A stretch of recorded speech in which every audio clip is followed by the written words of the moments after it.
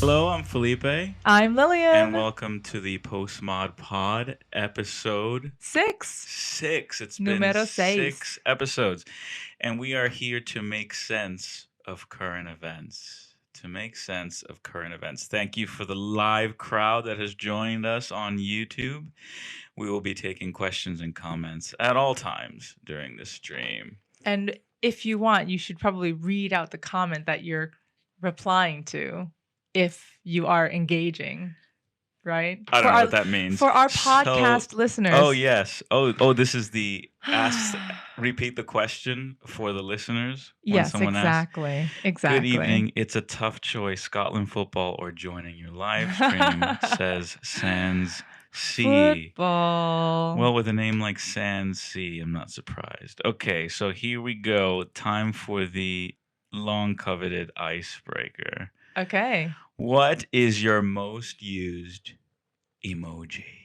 My most used emoji is the red heart. The red heart. Yes. How about you?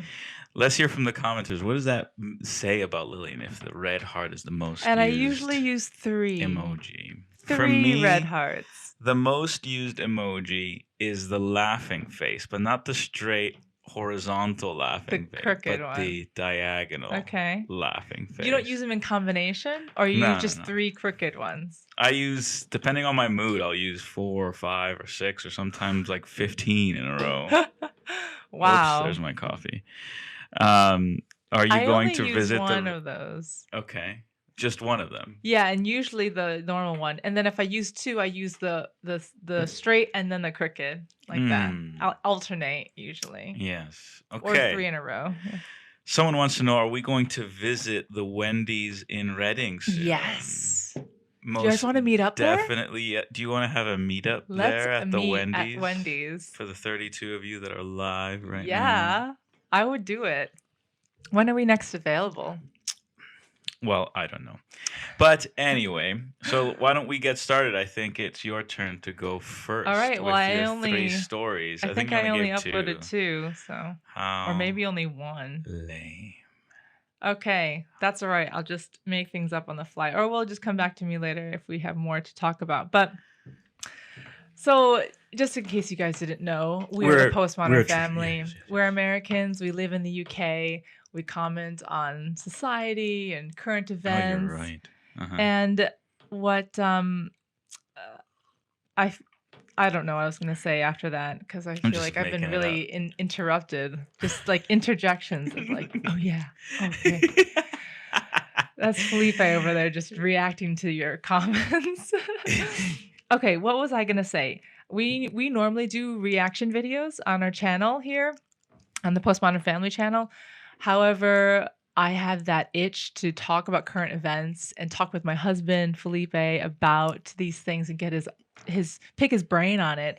And so we decided to do this podcast, and we are trying to just branch it off. Eventually, we will have all our live streams on the Postmod Pod channel.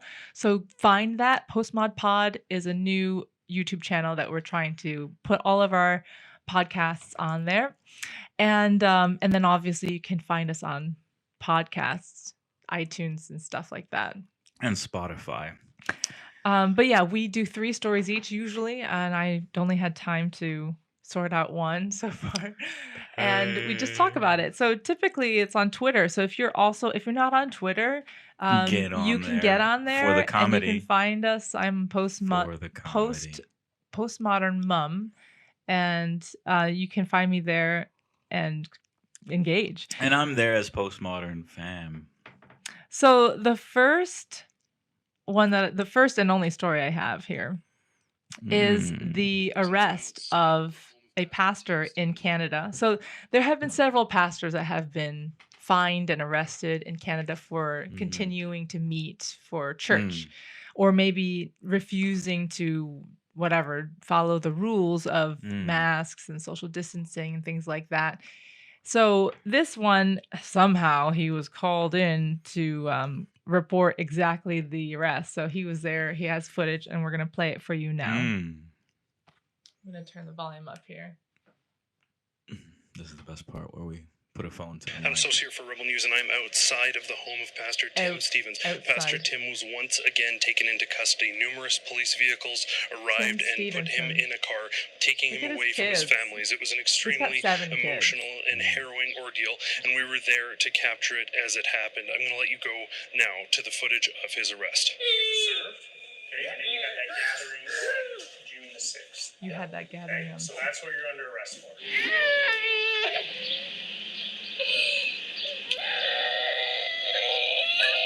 Can you back that up?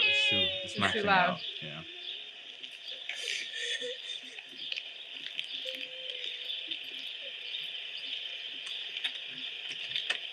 Any avenues for you guys? He's wearing like. Question orders. Can you lower the volume? That have told us. That have told you guys. Let me know if it gets too hot or whatever. Bye, Daddy.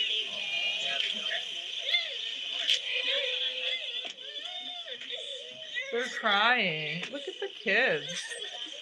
That's kind of traumatic. Other jurisdiction is in prison with pastors. I'm not going to speak to that, okay? In Canada. Okay. Only I would say Alberta. continue the course that you're continuing on. Push further ahead, push harder if you need to, and that's all. How much harder can we push here? I don't know how far Will you've you gotten. arrest me and take me away from them too? I have no reason to arrest you, right? So I'm going to leave it at that, okay? Bye, Daddy. Hi, guys.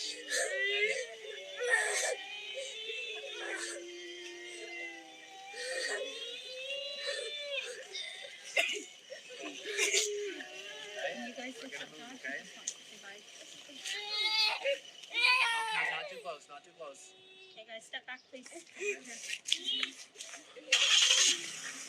Can you guys share maybe why Jason Kenney gets a free pass and you're arresting pastors across the province? Any comment, any emotion for this family whatsoever? No, you're just going to drive off just like that. Is this why you became a police officer?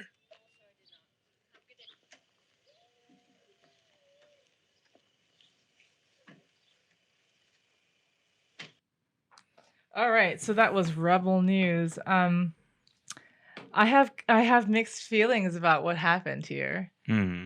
My first impression is the fact that he was called ahead of time to film this arrest, and then they have all the Who's kids he? You out. mean the interviewer? This guy from Uh-huh. Rebel News, Right. and that I think his name is Adam Soos, Hmm. and then all the kids were out there like just crying and not being consoled. Yeah. I felt like it was a bit of a show. Did you have that feel? It did seem a bit staged. Yeah. Or at least, if not staged, because the kids have a hard time staging. So I think it was choreographed. Yeah. I think it was a I'm bit not saying that they choreographed. were being told to cry. I'm saying that I almost feel like they were being exploited in their emotional Mm. display. Yeah. But at the same time, I don't think it's right to arrest a pastor, and it seems like he's very compliant and Mm-hmm. like really, what's the point? What I guess the point is that they're sending a signal Who's they? to the police and the government, whoever ordered this arrest. Mm-hmm. They're sending a signal out that this is what's going to happen if you continue down this path. So Okay. what is it exactly that he did? Do you know? It sounds like It says Pastor Tim Stevens arrested on new charges. Full story. So he's been arrested before? It says arrested on new charges. Okay, after underground church services. So he's arrested again. This is the second time. Pastor Tim Stevens was arrested on Monday afternoon on new charges after Fairview Baptist Church gathered for underground worship for the second weekend in a row since their church was effectively seized by Alberta Health Services last Saturday. Alberta authorities were forced to drop other charges against Pastor Tim last month after discovering that Alberta Health Services never served Pastor Stevens with the court order he was accused of having violated a requirement under the order. That effectively ended the case against Pastor Tim, but he will now be facing another legal battle. On Tuesday, Rebel News reported Pastor Tim will be held in prison until June the 28th due to his refusal to sign bail conditions that would limit his ability to gather with his congregants. So he refused to sign for bail because he knew that he would be gathering. Okay. And he was up front, it sounds like, with that. And so therefore, they're like, no. Over the weekend, an ever-growing crowd gathered at an undisclosed location for services and shared the word, sang songs of praise, and heard Pastor Tim preach. As the worship progressed, a police helicopter discovered the gathered congregation. It's unclear if they were actually searching or it simply happened upon it, but as the helicopter was significantly north of the location of worship and continued towards the city, it wasn't until several minutes later that the helicopter returned and completed repeated passes overhead. Minutes later, police vehicles were seen circling the location. They were never removed from worship or made arrests, but it sounds like then they pinpointed the date in the beginning where he says, you're being arrested for gathering on June the 6th. And it seems like that's when they decided, okay, it's time to take action again. Okay. So what are his charges? Does it say? That it doesn't even say. It just says here that for meeting in this underground church. Okay. Because his other one, his building was seized. Right. So that's it. Like that's the story. That's the story, but Yeah. I just don't get why that's criminal and you get sent to prison for it. Yeah, I don't know Canadian law. I think during the first lockdown in England, it was forbidden to meet in churches, but subsequent lockdowns, it was permitted under certain conditions. So then let's say that continued on here where they didn't permit meeting. And then some rogue pastor decided to meet. Yeah. You think it would also happen that he would be arrested for this? Probably, yeah. Really? Yeah, I mean they did descend in Wales on a couple of services that were not compliant to the services. They descended on a Catholic mass in London and shut it down. That was not compliant to the conditions, so it's not out of the pale. So then here. I guess now we're looking back a little bit in hindsight, okay? So before in the very beginning when these things were being locked down, right in the very beginning, there was a bit of an unknown whether or not the virus was very deadly, etc. But now it seems like based on the numbers, the mortality rate is extremely low.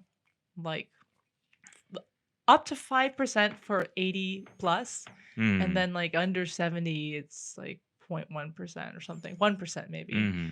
So the mortality rate is extremely low for this virus. Do you think then now, because this just happened last week, do you think it's completely unwarranted now and it's just reaching some sort of totalitarian state where they're trying to get rid of Christianity? You're asking, are they targeting Christians? Yes. What are they doing? I just don't understand it. Can you explain it to me? Can you make sense of this current event for me, please? No, I mean, all it is governments in the West have decided to establish and test their credibilities as entities that rule on their ability to enforce COVID regulations. So in general terms, so as an example, when the American Republic won its independence from the United Kingdom, there was a group of rebel farmers in New England that were unhappy about the tax on whiskey, and they rebelled, and it was called the Whiskey Rebellion. And George Washington himself marched out at the head of a troop and put down the Whiskey Rebellion. Okay, and he knew that it was a test of the baby republic as to whether they could enforce the rule of law. Okay, so that was a very delicate situation where the rule of law had to be established and had to be demonstrated that these people can govern. So now the general principle is that governments must never allow their authority to be flouted, because once that is permitted, then it's a slippery slope But I towards thought a complete rebellion. So if governments, for whatever reason I'm not commenting on, or have decided that this COVID thing needs regulations, then they cannot permit anyone to flout the regulations. But I thought governments weren't there to make a population submit. I thought they were there to serve the people.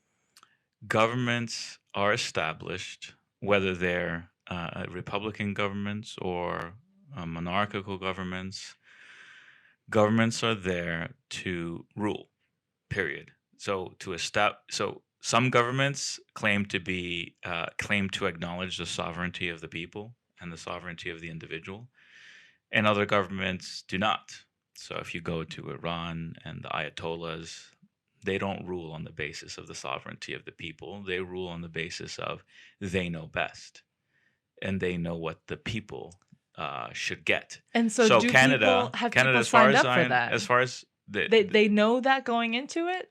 It's not like you're born in Iran and at the age of 7 you're asked, "Hey mate, do you want to stay in Iran and acknowledge the Ayatollah as absolute ruler, or leave?" You just grow up. I'm just thinking of in terms of, because I've been listening to the book A State of Fear by Laura Dodsworth, and she talks about the NHS. The NHS is basically an arm of the government. It's run by the government.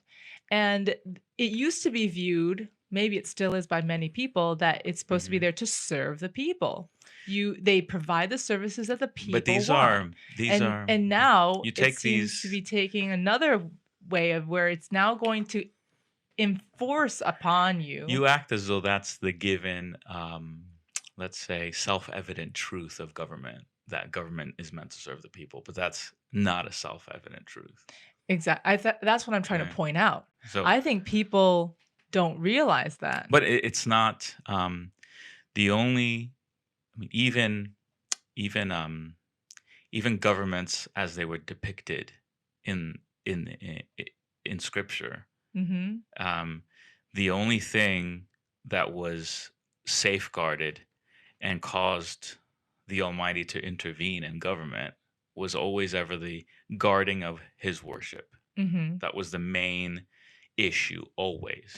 Yeah, but the government now. So regardless of whether there was 50 assemblymen, whether they acknowledged the right of the people to govern themselves or anything, that's just all hogwash. The reality is God instituted governments so that right worship could be protected. That's the main goal. Right. Holiness, the right worship. But that's not in existence anymore in Canada, so this idea that as an extension of that principle, the Founding Fathers and the Enlightenment established that that idea of right worship comes from the idea that each individual is called to rightly obey God, and that that call or that duty cannot be infringed by anyone. And part is to be able to dispose of your property charitably to pursue your happiness. This was the extended version of after the Enlightenment of what governments were meant to do. But that's sort of it takes a logical sequence of thinking to get to that. It's not self-evident from Scripture, or it's not even self-evident from reality. I see. So the fact that the West has departed from Christianity significantly severs the logical sequence of steps that takes you from right worship to individual sovereignty, individual self-governance, if you will. And so in secular government, there is no moral reason why government should be for the people, by the people, and of the people. There's no moral compelling reason. So the Canadian can't raise their hand and say, wait a minute, it's a law of nature that I should have this freedom. But it is written into the American constitution that the government is supposed to protect. But this is Canada, right? I know. I'm just thinking there are governments that are based on protecting the individual liberty and freedom. Yeah, so I don't know Canadian law. I don't know what their constitution says, etc. But I'm sure it's handed down from the UK. I have no idea. Great Britain, right? I have no idea. I'm not going to speculate. But the American Constitution certainly spells out, at least the Declaration of Independence says that individuals have the right to pursue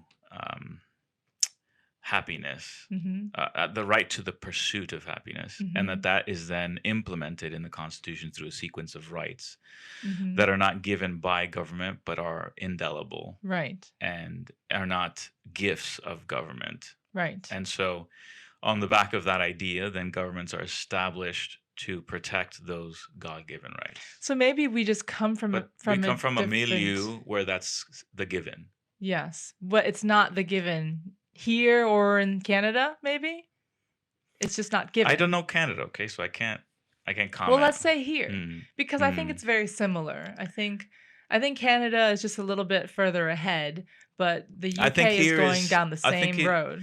See, historically, the monarch was invested with governing in a holy manner. Right, right.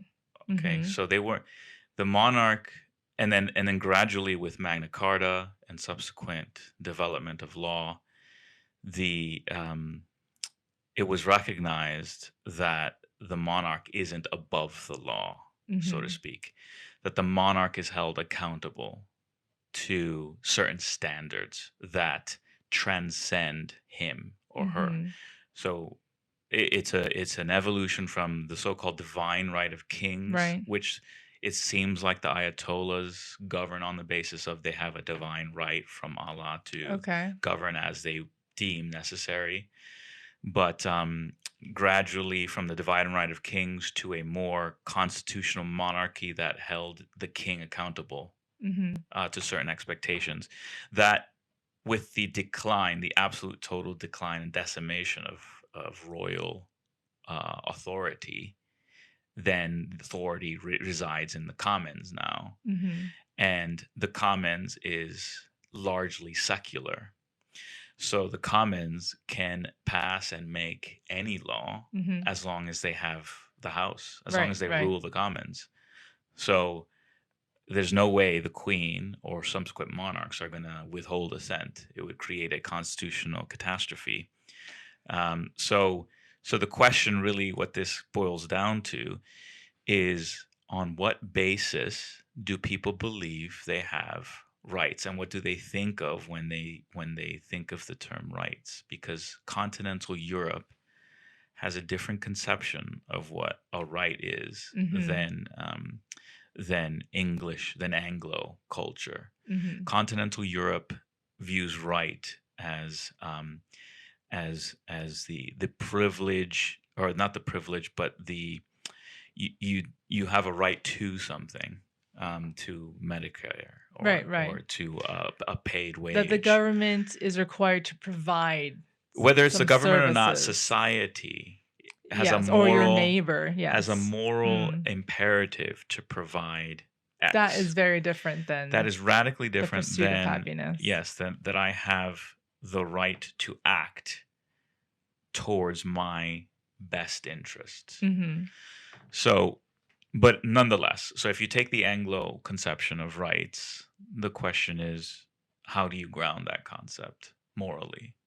And if you strip Christianity from the West, then you really don't have any grounding. And so what you start seeing is the unraveling of government. Okay. And that's what you've seen in England. Yeah. You have arbitrary law that's arbitrarily enforced. Right.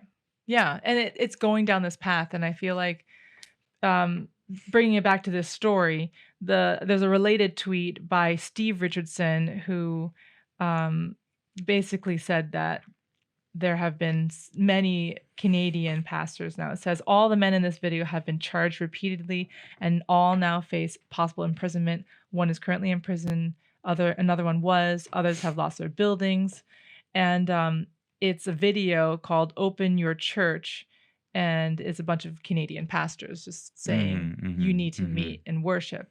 Yeah. But I'm just thinking back to the government. I feel like that there is, like you said, I think they're just trying to assert their authority, and they're particularly targeting these pastors at this moment because they want to get them under control. They That's want exactly to bring the right. power. So governments in the West, now that they are unshackled from the restraint of obeying a standard that transcends them, hmm they must fight for their survival, which means they must stamp out any rebellion against those who would flout their rule.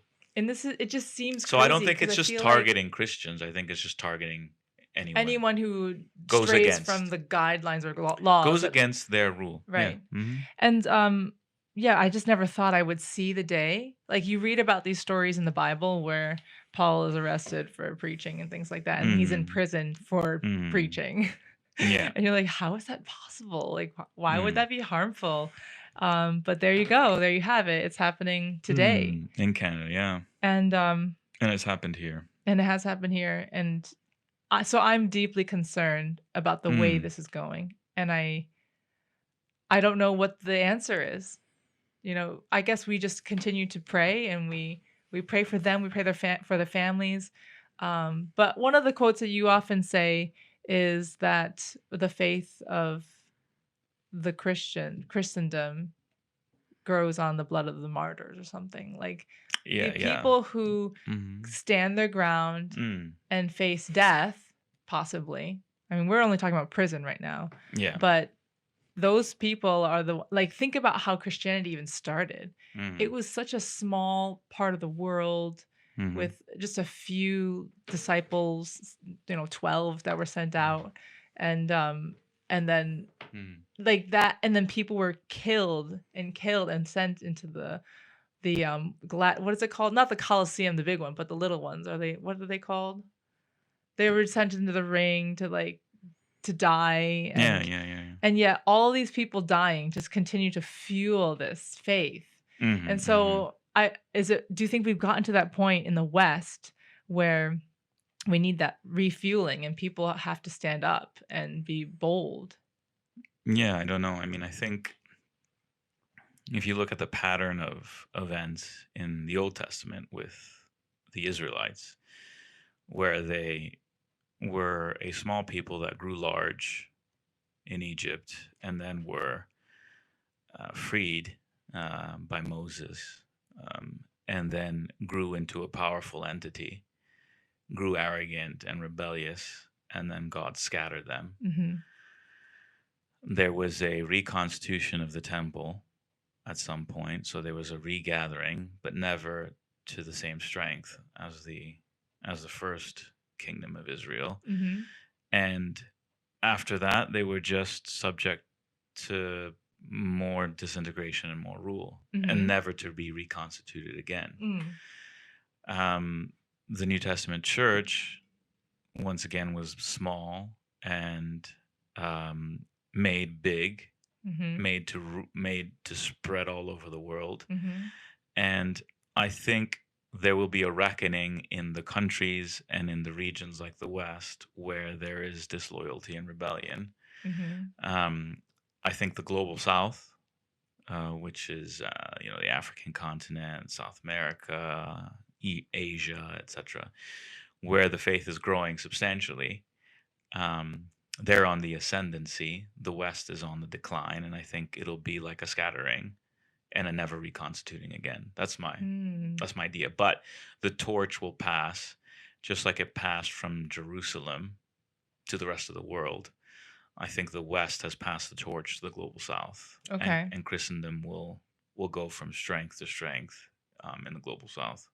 But the West has grown fat and comfortable and luxurious, and has bequeathed us men who few men, just scarcely too few, who are willing to stand against the tide. And so on that note, it reminded me of the next story that is the same as yours, I think.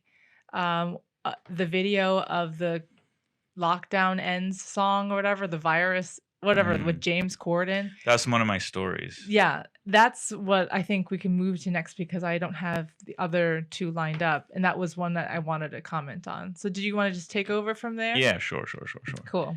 So we shall move on to my segment.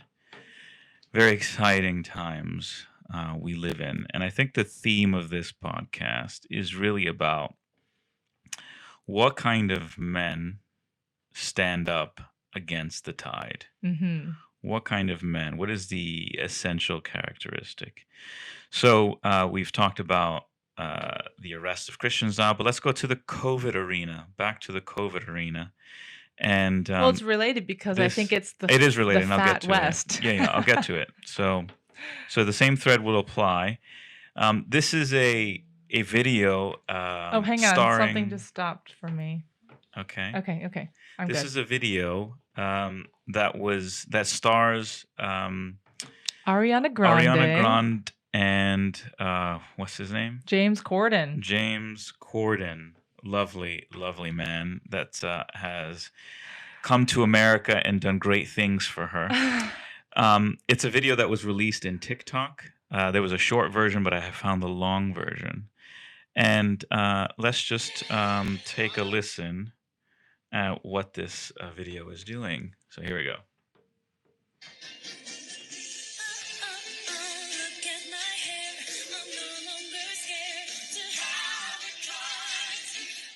To have a what? To have it out or something? Back in the gym. He's too fat to lift.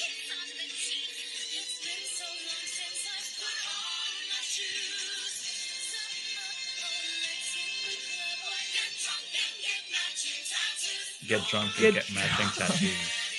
That's normalcy. There he is. What a voice.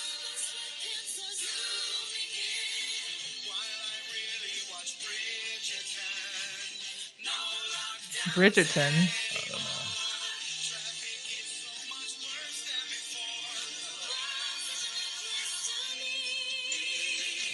What's an NFT? What?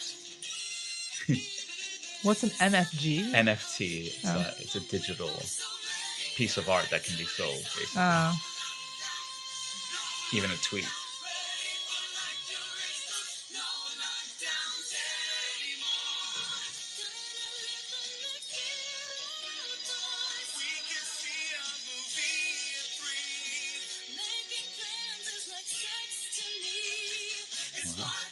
Something is like sex to me. I don't.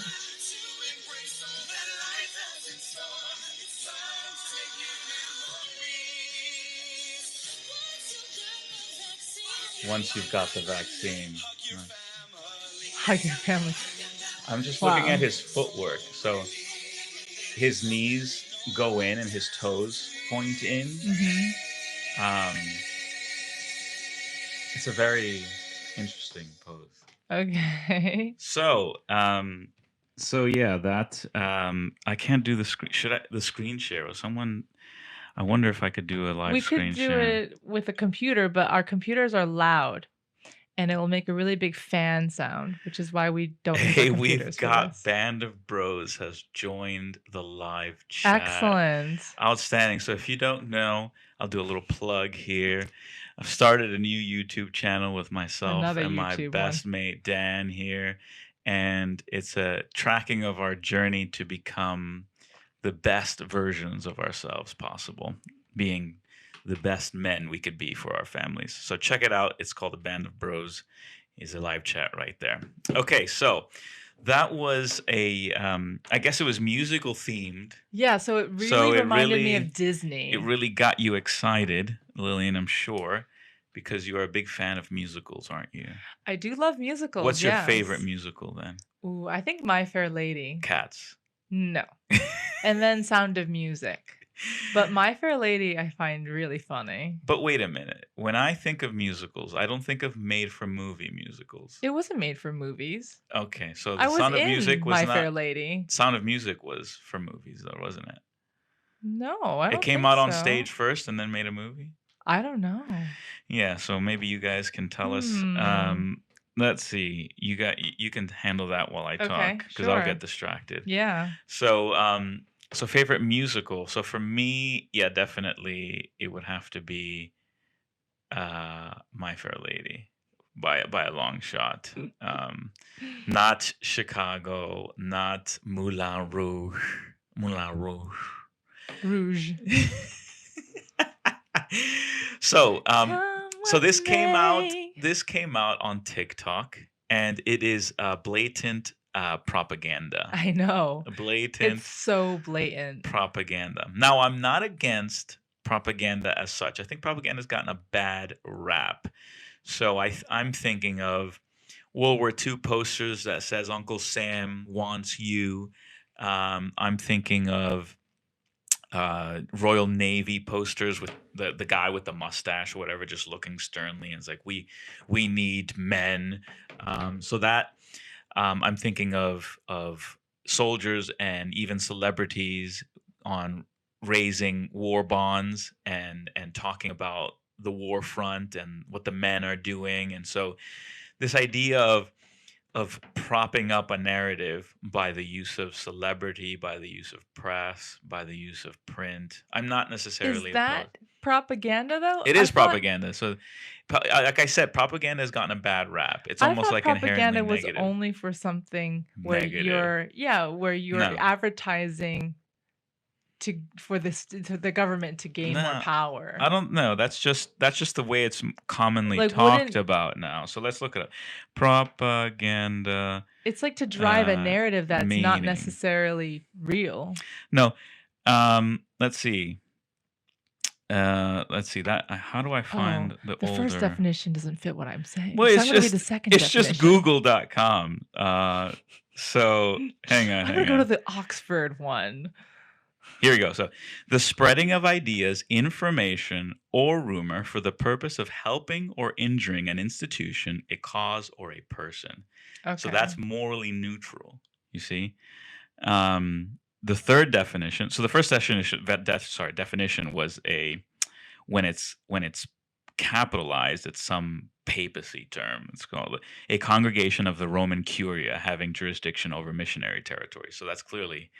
This is Merriam-Webster, by the way, since 1828. So they hate Catholics? Is that what that was? So then the third First definition definition. is ideas, facts, or allegations spread deliberately to further one's cause or to damage an opposing cause. So all it really is the utilization of storytelling Okay. to promote a narrative. But clearly this one is promoting a narrative that I know. we don't agree. Yeah, that's fine. Okay. But let's just be clear, right? So I'm not against propaganda as such, because propaganda can be used for good and it could be used for evil.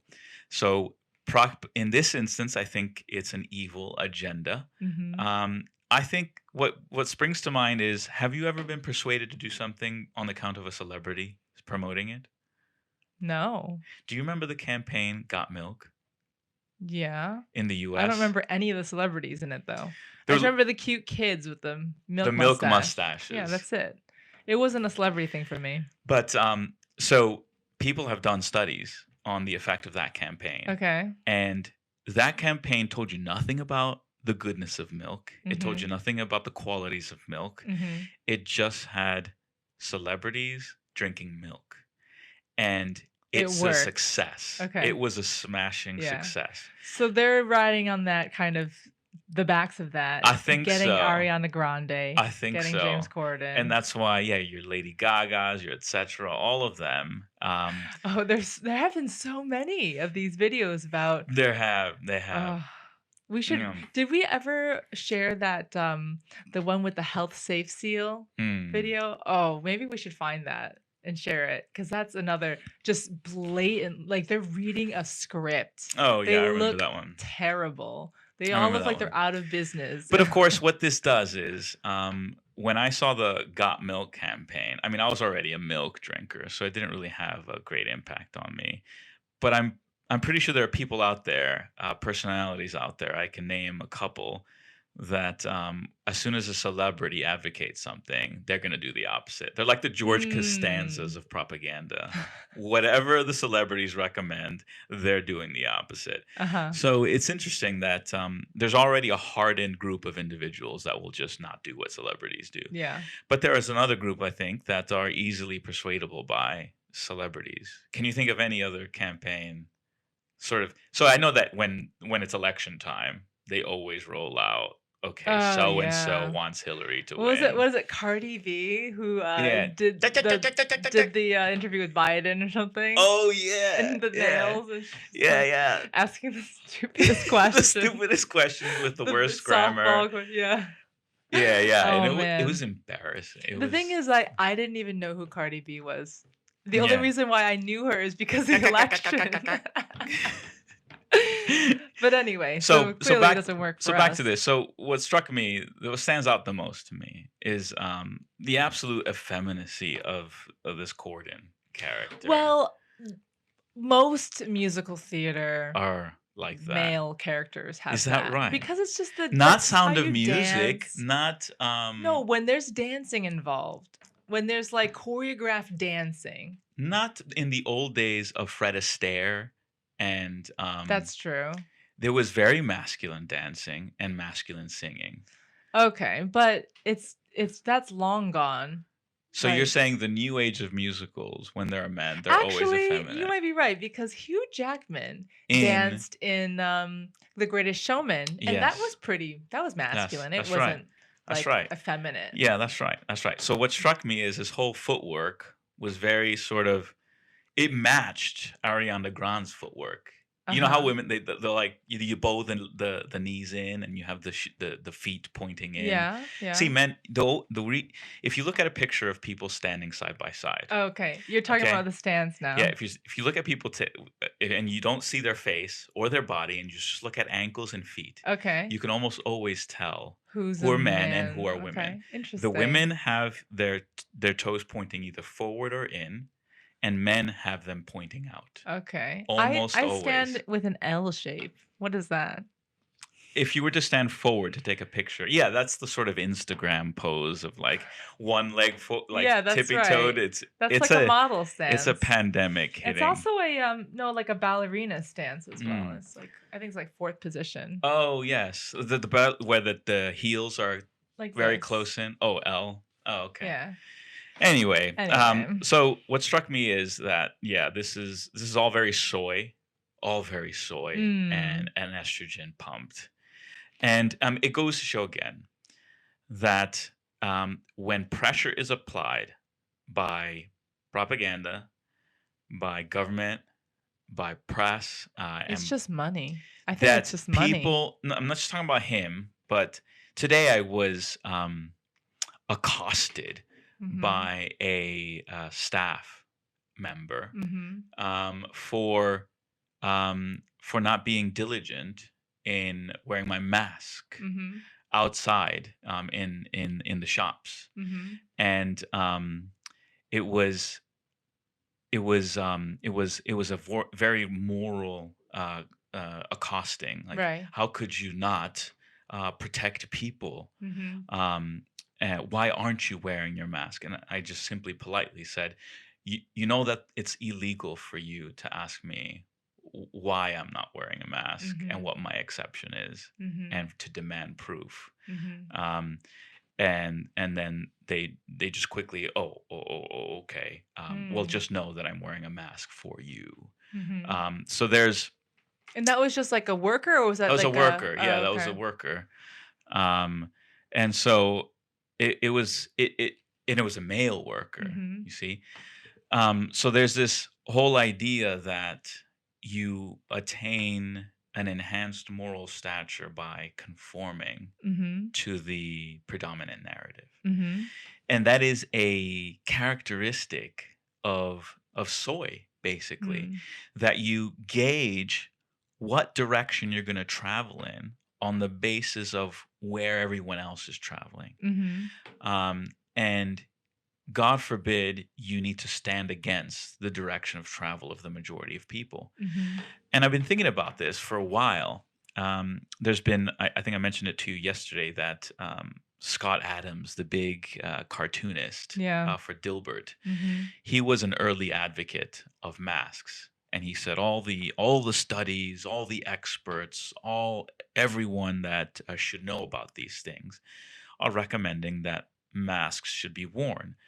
Which Um, is not true. and then later on, after the first lockdown here, or sometime in early 2021, he changed his mind and said, look, it's obviously a farce now.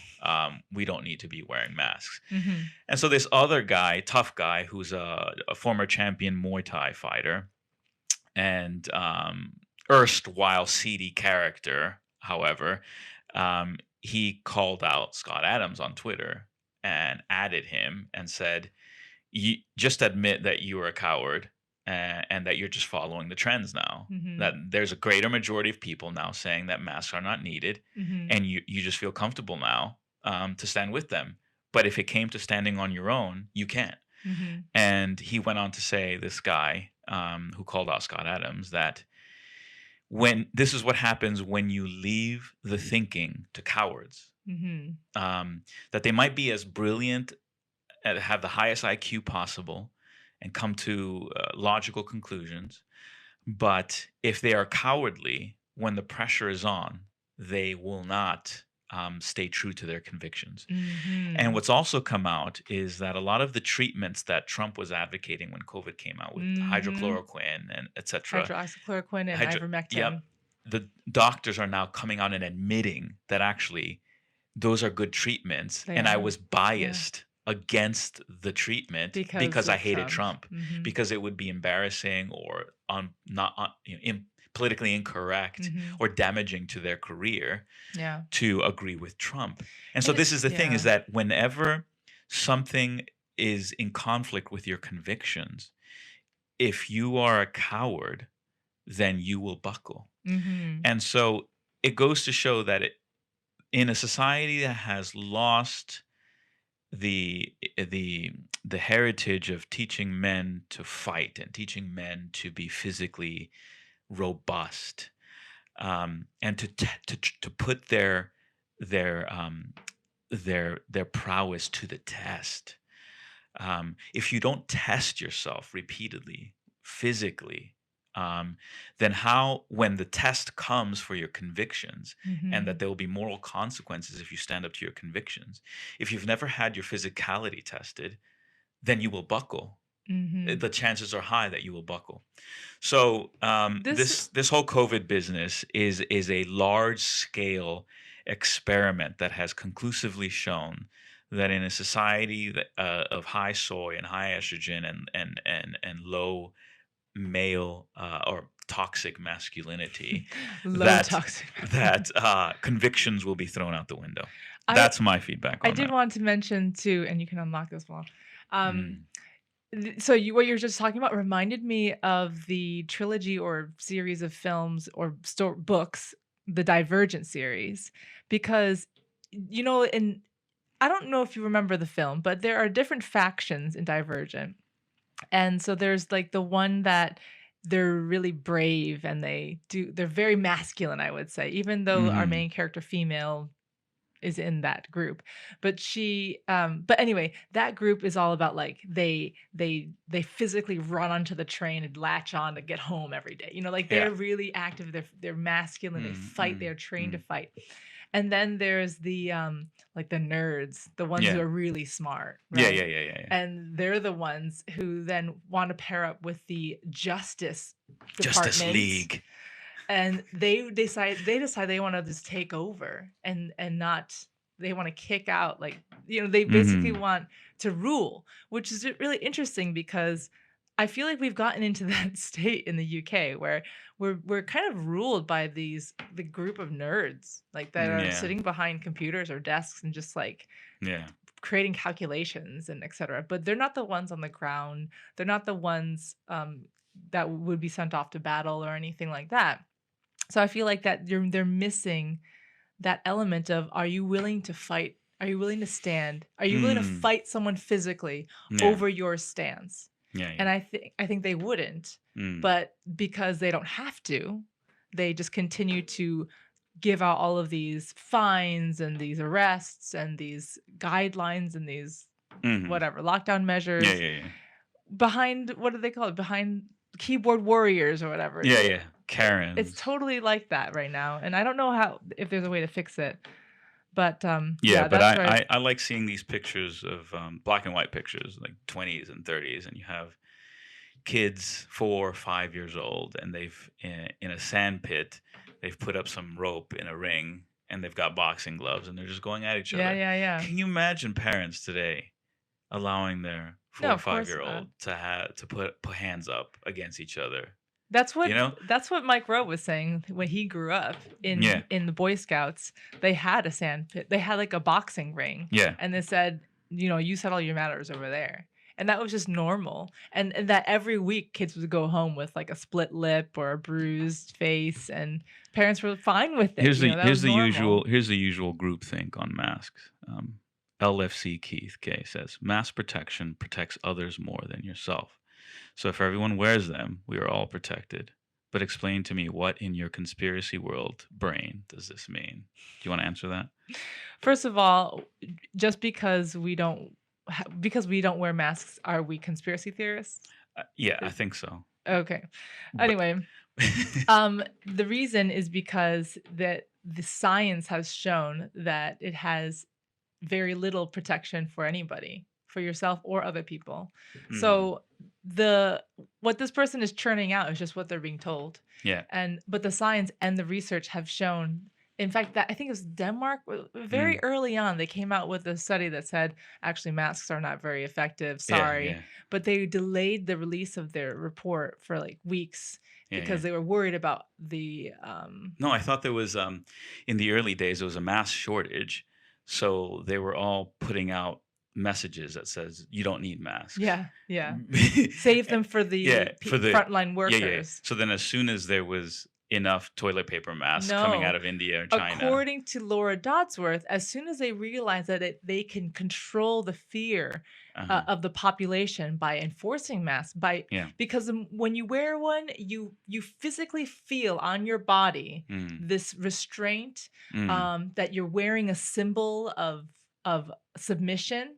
And then also visually for other people to see, you can signal into this submission. You can say, "Oh, you're signaling submission." You are, and so it just creates. It allows people to be controlled. It allows them to be in a fearful state where they will happily abide by these guidelines that are nonsensical. So let's address the classic rebuttal, which is, well, clearly surgeons wear masks in theater. Mm-hmm. They're not operating on some airborne virus. Okay. Who's they? The surgeon. Like they're protecting themselves from splats and splots, whatever. They're protecting themselves, or are they protecting the open wound? And they're protecting the open wound. Yes. Okay. But at the same time, they came out with that study that said that, COVID is in the air. It's a virus. It's an aerosol virus, and therefore all of the whole masks protect droplets and all that. Right. People are like, it doesn't matter anymore, does it? But I mean, even the makeshift masks, they don't. There's no regulation on what kind of mask you have to wear. People I think wear my viewpoint is basically if you know you have it because you've had symptoms. So can we discuss whether you transmit if you're symptomatic, and if you're not symptomatic, you don't transmit? Is that sort of? So first of all, I think we should say that we are not medical professionals, and we're not putting forward any sort of, information that you can count on us, and we're not trying to sway anyone. But I think what we want to do is we want to voice the things that people aren't hearing. I feel like just people aren't hearing it, and to just think about it a little bit. So I think clearly, if you test positive, if you have symptoms, then staying away from people, wearing a mask if there's an open wound somewhere, and get help if you need it. Yeah, but to festoon a mask on every member of society on the slight chance that they might have it, to guard against a less than 1% mortality rate illness, is evidently a lot evidently an exercise in authoritarianism. There's also an increased risk of you getting an infection because you're trapping bacteria on your face and you're breathing in lower oxygen levels from the mask. So there's going to be problems with that. Are you reading a comment? So Nathan Poff says surgeons in Sweden now have the option to wear a mask in the OR because they found the scientific data did not support requiring one. FYI. So surgeons in Sweden can opt out of wearing a mask in operating room. There you go. What do people say to that? It just goes to show you that the level of fear is so high in people that My man Nate Poff, they are in for willing. The win. My man. They are willing to. Oh, God. They're willing to do anything that they're being told because they want to. Everyone wants to get out of lockdown, of course. Yeah. And if the government is saying, "Oh, in order to get out of lockdown, you have to do this and this and this," they'll comply. Yeah. But I love Zuby's tweet. He said, "You cannot comply your way out of a tyrannical government." Yeah. There's just no way. Okay, next story then is similar, somewhat. Apparently not related, but I think the theme is still on it. So the headline is, this is from LBC. Is it Enid or Enid? Enid. Enid Blyton's work labeled racist and xenophobic in blue plaque rewrite. A rewrite of Enid Blyton's blue plaque by English Heritage has highlighted criticism for, quote, racism, xenophobia, and lack of literary merit, end quote, in her books. The author, best known for children's books The Famous Five and The Secret Seven, has a blue plaque commemorating her former home in Kensington upon Thames, where it is believed she was inspired to begin storytelling. But the charity, in an audit of its plaque descriptions on its website, has added a section to highlight the controversies the author faced over her work. It reads, quote, Blyton's work has been criticized during her lifetime and after for its racism, xenophobia, and lack of literary merit. A 1966 Guardian article, while that mighty institution of truth and beauty, article noted the racism of the little black doll, in which the doll of the title, Sambo, is only accepted by his owner once his ugly black face is washed clean by rain. English Heritage Curator-Director Anna Avis said, quote, we have no plans whatsoever to remove any of our London blue plaques. On our website, we are providing more information for each blue plaque so that people can find out more about the person behind the plaque, end quote. Miss Blyton faced criticism throughout her career for controversial portrayals of non-white or non-British characters in some of her books. In 1960, Macmillan Cancer Support rejected her manuscript for the book The Mystery That Never Was in 1960 because of alleged xenophobic content. It said the book displayed a, quote, faint but unattractive touch of old-fashioned xenophobia against those who do not speak English. Most recently, the Royal Mint rejected a commemorative Enid Blyton 50p coin, with the money producer labeling her a, quote, racist, sexist, homophobe, and not a very well-regarded writer. But English Heritage added in its description, others have argued that while these charges can't be dismissed, her work still played a vital role in encouraging a generation of children to read. End quote.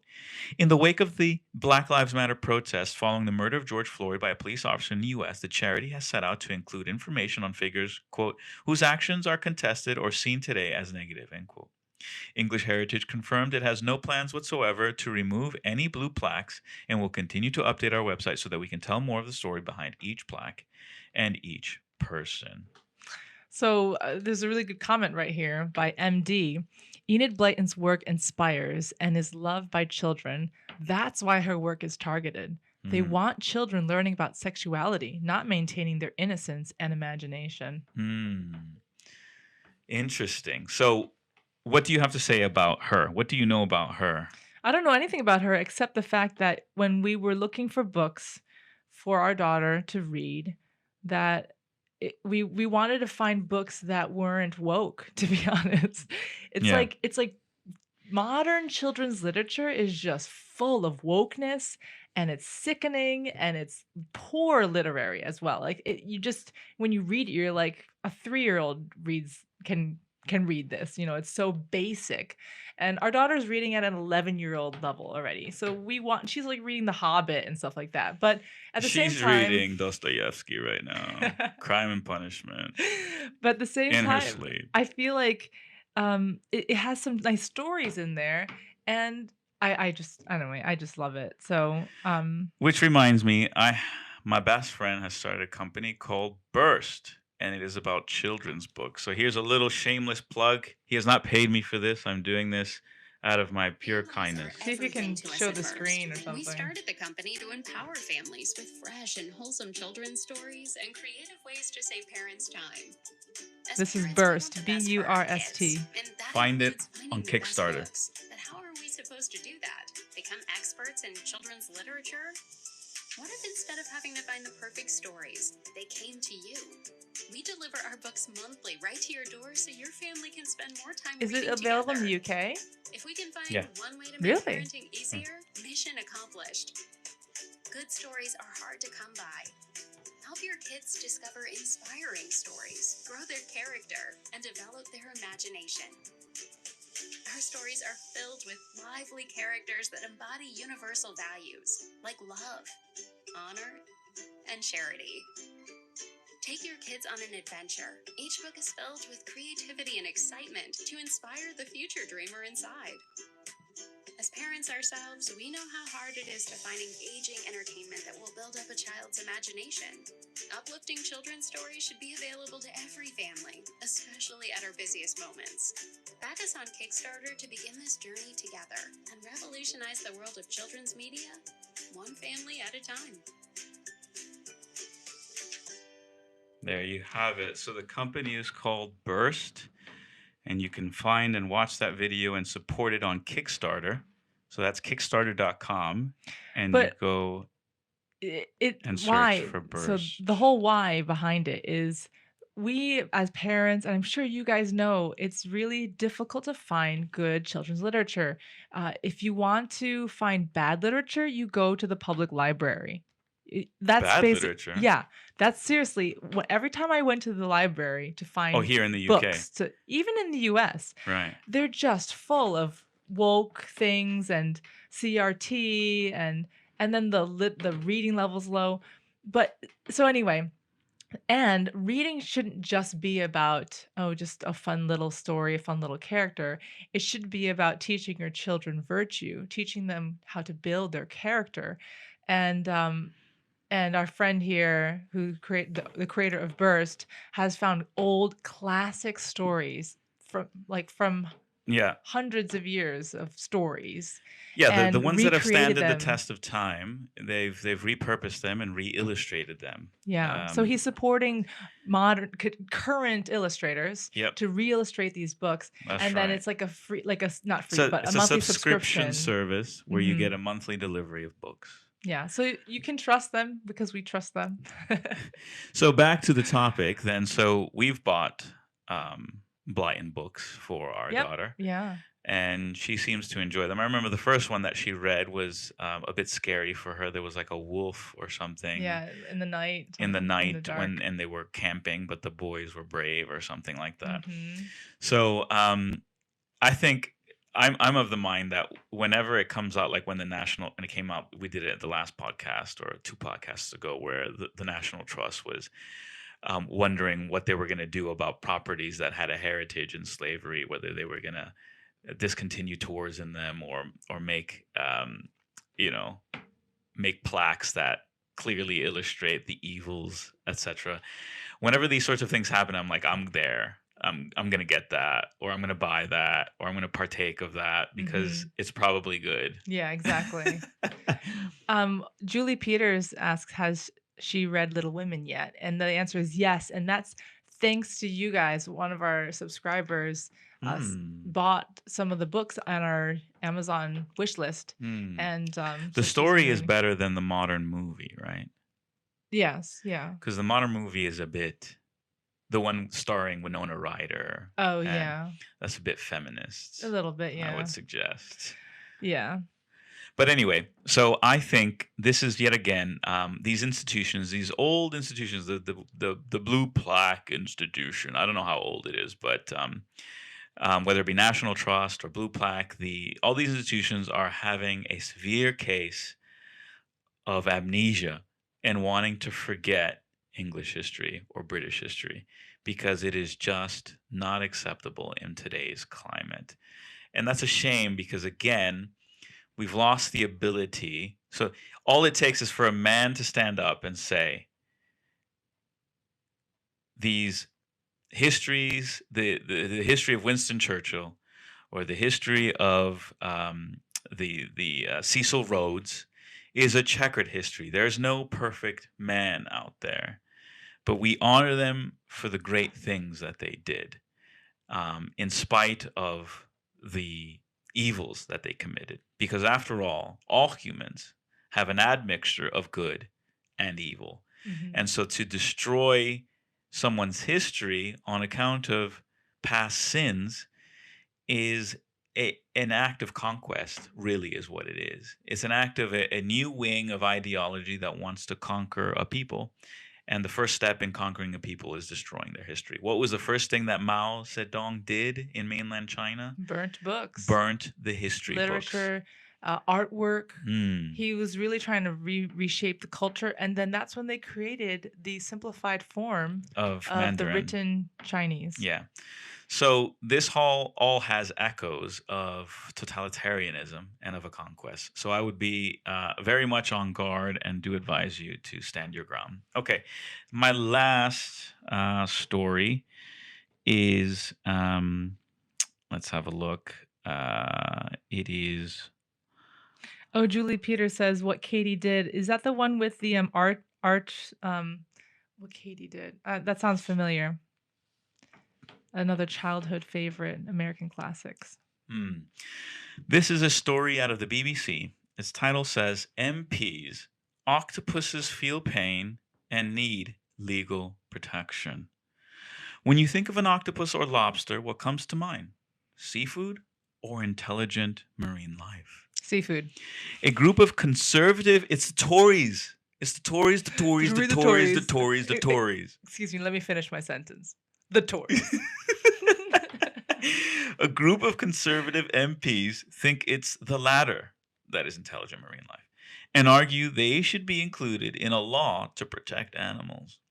The Animal Welfare Bill recognizes animal sentience, which is the capacity of animals to have feelings, including pain and suffering. It currently says fish and other vertebrates which feel pain should be protected as much as possible. Animals like lobsters and octopuses are not currently protected by the bill because, as invertebrates, their body is different to ours, so they aren't thought to have those complex feelings, says a report by the Conservative Animal Welfare Foundation. Cough. The report says arguments against recognizing these species focuses on physical differences between these animals and humans, but this fails to understand what it means for an animal to have feelings.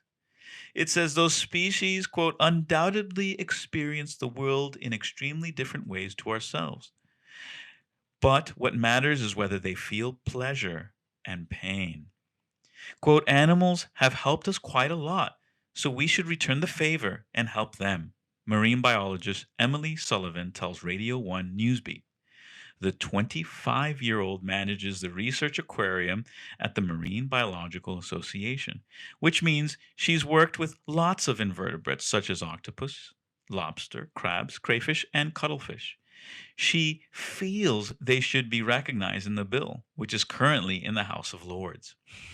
There are already regulations around using animals in scientific research, including octopus and squid, though not all species. Quote, the aim of that is to minimize pain, stress, and suffering in research, Emily says. I personally do not think they can recognize and feel pain, so should be protected more. I personally do think they can recognize and feel pain, so should be protected more, end quote. Having interacted with lots of these animals, Emily feels they are self-aware and understand what's around them. Quote, it definitely varies between species, and it's not the same level for all of them. But for example, cuttlefish related to octopus are very intelligent, she says. The ones we have here, when you walk past their tank, they come up and have a look, see what you're doing, and definitely respond. You can see them watching you, end quote. Emily feels it's clear when they feel pain or suffering because their behavior changes a lot. Quote, they become quite lethargic and their appetite changes. That's true for a lot of the animals, including crabs and lobsters. Emily says including them in the bill will have a big impact on the animals themselves because, quote, they aren't really protected or regulated much.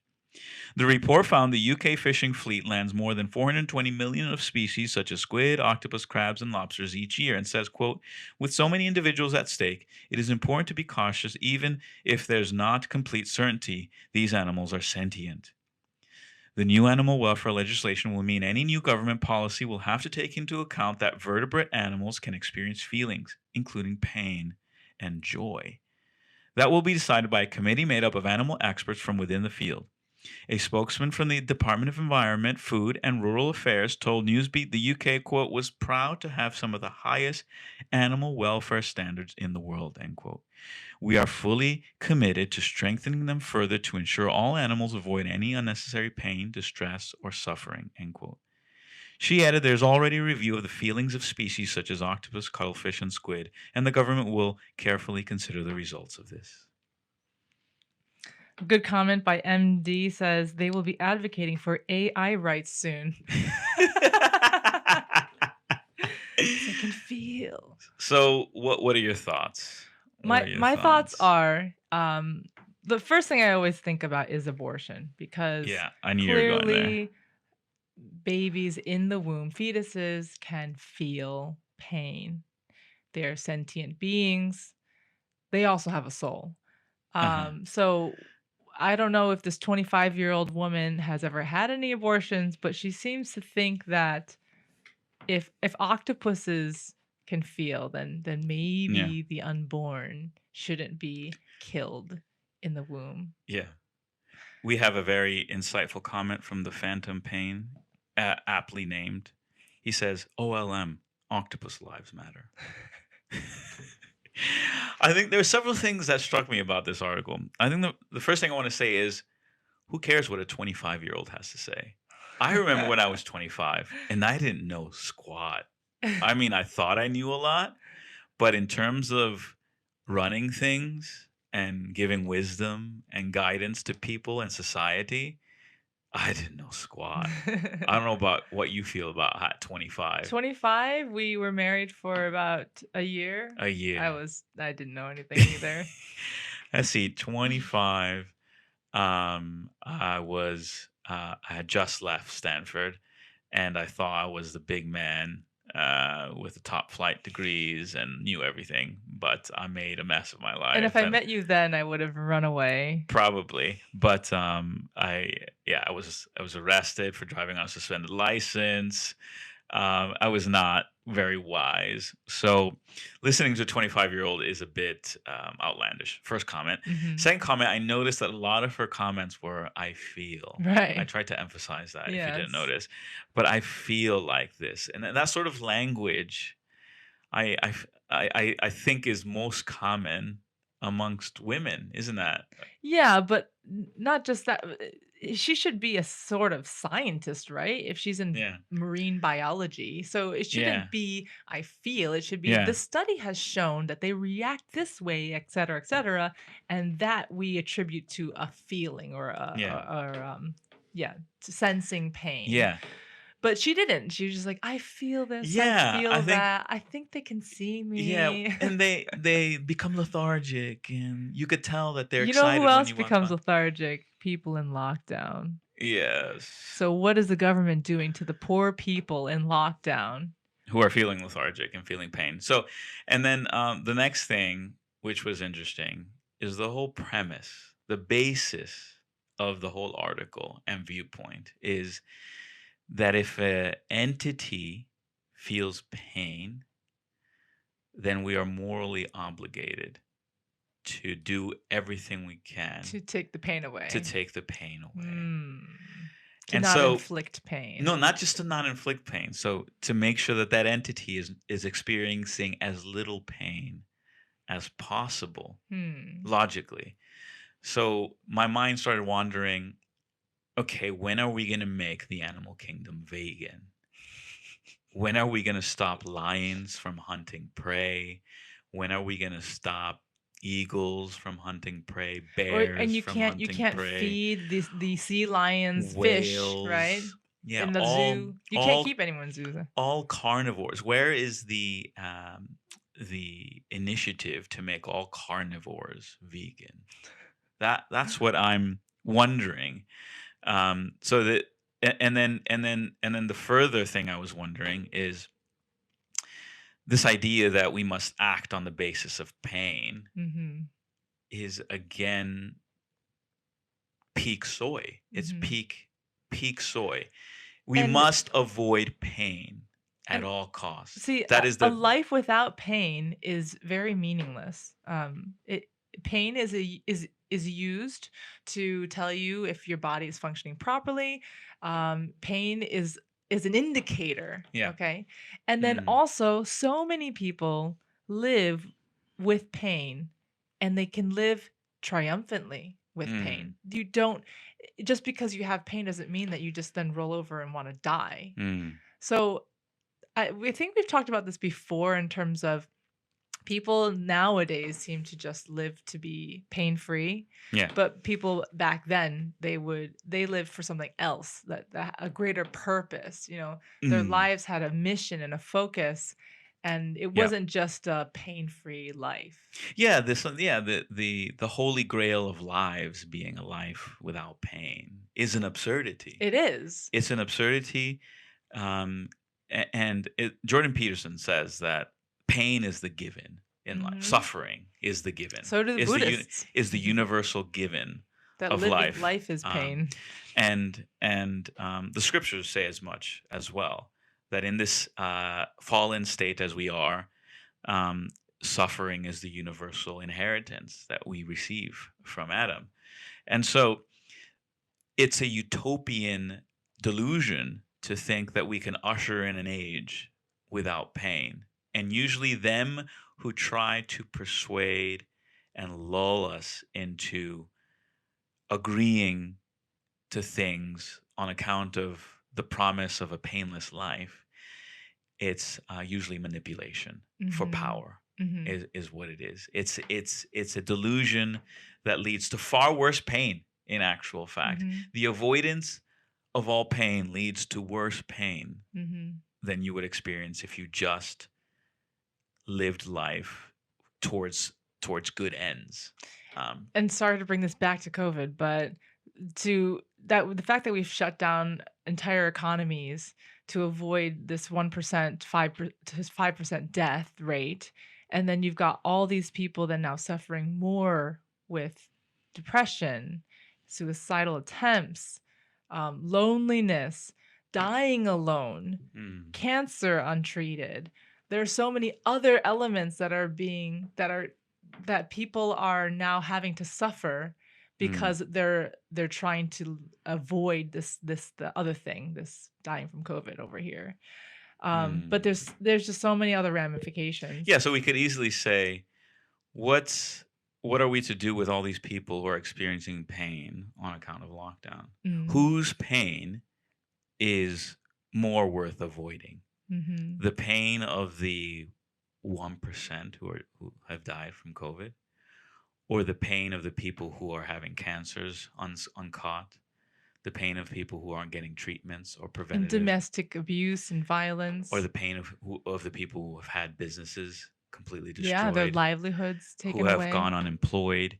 So the use of pain as the measuring stick by which we govern is an absurdity. It's subjective too. Yes. Yeah. It's anti-mind, anti-reason, and it again shows the post-Christian state of the West, because nowhere in our Christian roots in the West have we ever stated we're going to base our legal constructs on the basis of pain. on the basis of suffering, Right. So the of avoiding inverse, suffering. right. So the opposite of avoiding suffering, really, what we as Christians believe is that our life is lived to a goal of being holy, of doing right before God, Mm. and doing right to your neighbor, and obviously under God.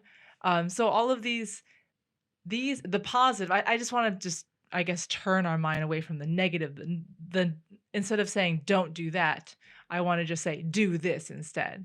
And instead of saying, oh, we're going to avoid pain as our life goal, we are instead going to try and live holy and righteous. um, and I think that is a very, very difficult task, but it also means that you face pain then, and in that situation you can face it and Yeah, you can overcome it. yeah, the Christian answer to suffering is the only answer that makes sense. Is the only it says suffering is the universal condition of now, and but in the now, as you walk closely to the Father in heaven and obey His way, then the suffering will be both beneficial to you and will be mitigated. Um, it won't be a life without suffering this side of the end, but it'll be a life in which you see the suffering, you lean into it, and you overcome it. Um, Like the example is just the pruning of a tree, right? Yeah. You have it's painful, I guess, to get pruned, to get things cut off of you. Yeah. But then it's in order for you to grow better and produce more fruit, spiritual fruit. It's the age-old dictum that seems to be unacceptable as no pain, no gain. And also with No children, pain, no raising gain. children, right? They're not going to want to I don't know. Children, what were you saying? I was saying that, yeah, they if you take TV away from them or you put them on the naughty step, Yeah. if they experience any suffering, it's so taboo. And yet you see those parents, I'm sure you have seen those parents out in shopping or something, and their kid is just crying, throwing a tantrum, and the mother's just there trying to feed them snacks to get them to stop. That child is not going to learn self-control. Yeah. Because all the parent has been doing their entire life is just trying to mitigate pain, mitigate discomfort, and that is really truly harming the child. So children need to learn how to overcome pain and also direct their desires in the proper direction. Yeah. And sometimes that means, suffering, no TV. Yeah, and so once again to the theme of the podcast, which is where are the men of conviction who are willing to endure pain and suffering on account of their convictions. If you live by the motto avoid pain at all cost, then your convictions will be sacrificed pretty quickly, if you have any, and so you will stand by as literature from the past is burned because it doesn't abide by the narrative. You will stand by as you're required to wear masks nonsensically, or even take a vaccine nonsensically. You will stand by as worship is throttled and canceled and stopped. You will stand by if octopuses are given more privileges than unborn babies. And so that's what it all boils down to, is do we have the courage of our convictions, or are we too beholden to the comfortable life and to the life of little pain? And that's what here we go, the idiots who just want to do ad hominems. Christianity is so stupid. Get lost, bud. But yeah, so that's the question. And how does the West return to raising their boys to be men who have the courage of their convictions? Fatherlessness is one of the scourges of the West.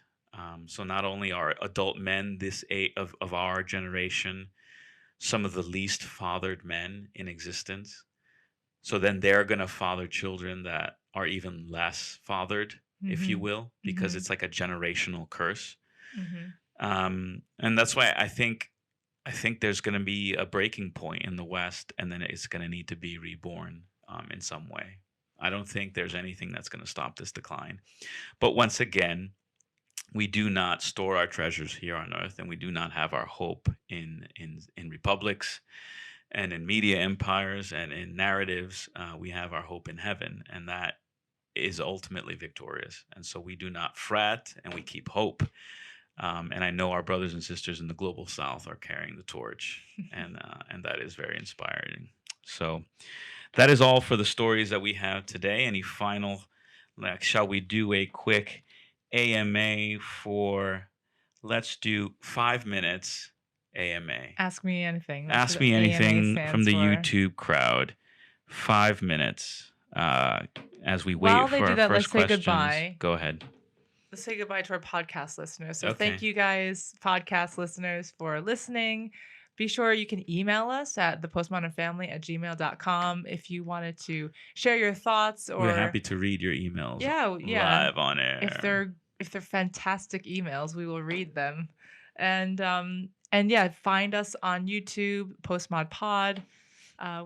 It's very small right now. I think we have about 62 subscribers. Get on over there on Postmod Pod and subscribe. All 75 of you in the live chat, go do that right now. You should probably drop the link at some point. Yeah, I should. Here we go. As I do that, any questions? Is this the closing now? So thanks so much for listening, podcast listeners. And do leave a 5-star review. Not a 4-star, not a 3-star, not a 2-star, not a 1-star, but a 5-star review. Much appreciated. Cheers. Bye.